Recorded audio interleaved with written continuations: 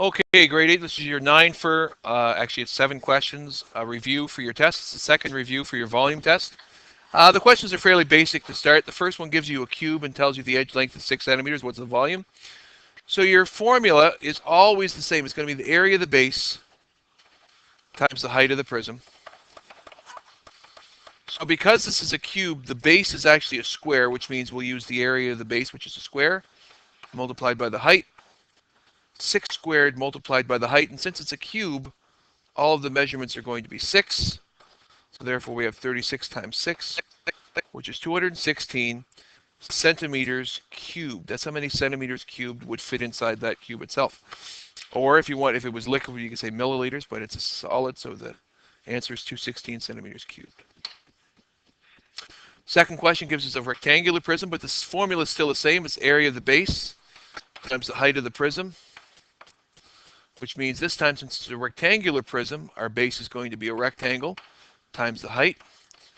10 times 4 times the height, which is 4. 40 times 4 gives us a volume of 160 centimeters cubed. Okay, same formula, different base.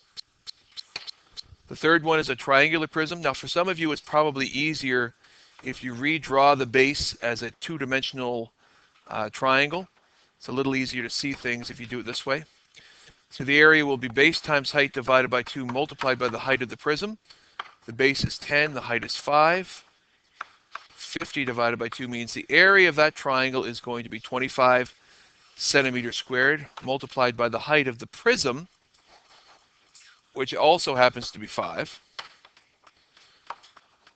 So the volume of that particular triangular prism will be 125 cubic centimeters. Now the next question is a little bit tricky. It says a small milk is 236 milliliters. What is the smallest cube that it can hold? And we said 1 decimal place is what we needed to have.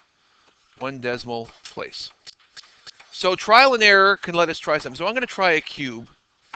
And I'm going to pretend, well, what if it was 5 centimeters by 5 centimeters by 5 centimeters? What would that volume be if that was the container? So I take my calculator and I say, okay, so 5 times 5 would be the area of the base, which is 25, multiplied by the height, which is 5. This volume would be 125 centimeters cubed, or liquid-wise, 125 milliliters. That would not be big enough to house 236 mils. So I say, well, what if it was 6? A 6 by 6 by 6, 6 by 6 by 6. So I go 6 times 6, the base of that would be 36, multiplied by 6 would be 216.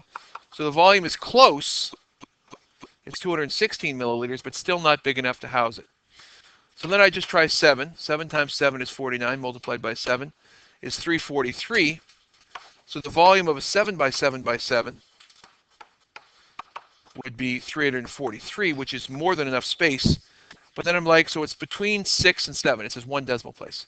So then I say, well, what if it was 6.1? 6.1 times 6.1, the area of the base would be that, multiplied by the height, which is 6.1. It's 226.9, still not big enough. So then I try my next one, which is 6.2. The area of that base would be 38.44, multiplied the height of 6.2. And I have 238.328 centimeters cubed, which is exactly the size, or just a little bit more space than I need.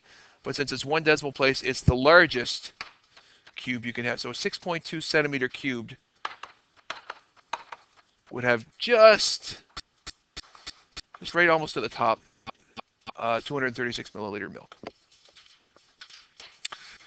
The next question is a cylinder, and it has a diameter of 120 centimeters and a height of 1.4 meters. Now remember, your area is going to be area of the base, which is pi r squared because it's a circular base, multiplied by the height. But you have to be careful because this unit is meters and this unit is centimeters. You can do one of two things. You could change them both to meters or both to centimeters. I think most people probably change this to 140 centimeters. But you could have changed the diameter to 1.2 meters and it would still work. Okay. I'll do both just for poops and giggles, see how it goes. So the first one, I'm going to use my centimeter. So pi will be 3. The radius is half the diameter. So if the diameter was 120 centimeters, the radius will be 60 squared, multiplied by the height, which is 140 centimeters. This will be 3 times 3,600 multiplied by 140. That is 10,800 multiplied by 140, which is, I have it worked out here, 1,512,000 centimeters cubed. That's the answer for the volume if you used centimeters cubed.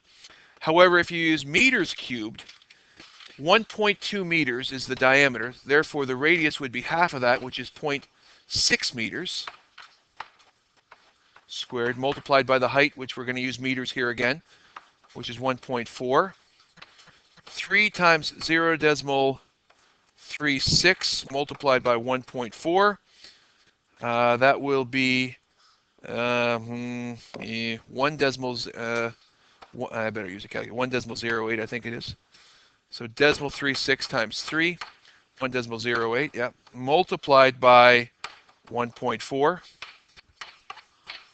equals 1.512 cubic meters.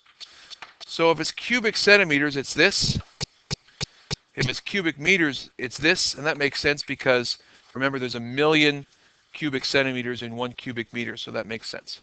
So either way you did it, you either got it in cubic centimeters or in cubic meters. The next one gives you a rectangular prism with some dimensions and says it's 92% full. Now the easiest way to calculate it is to calculate the full volume, which would be area of the base times the height, or 12.4 times 6.8 multiplied by the height of the prism, which is 9.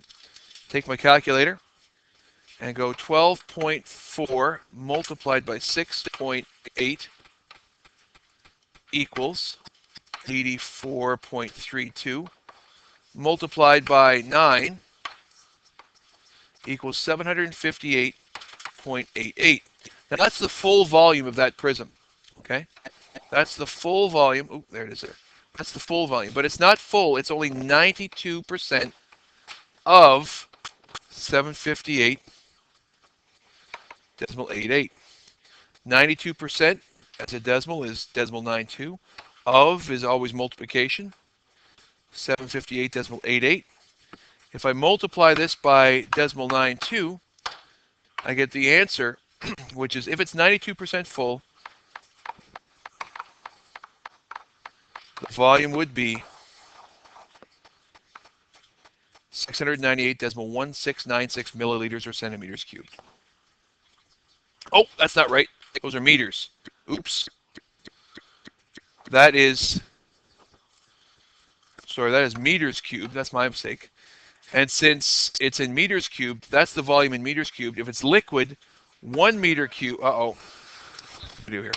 Okay, so it's 698 cubic. Since 1 cubic meter equals 1,000 liters, that will actually be 698,169 liters of liquid.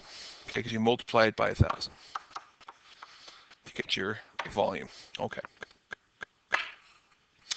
And your last question. No, yeah, your last question is this one. This is a tricky one, okay? So we have a volume of an aquarium here. This is an aquarium that has water level up to 28 centimeters.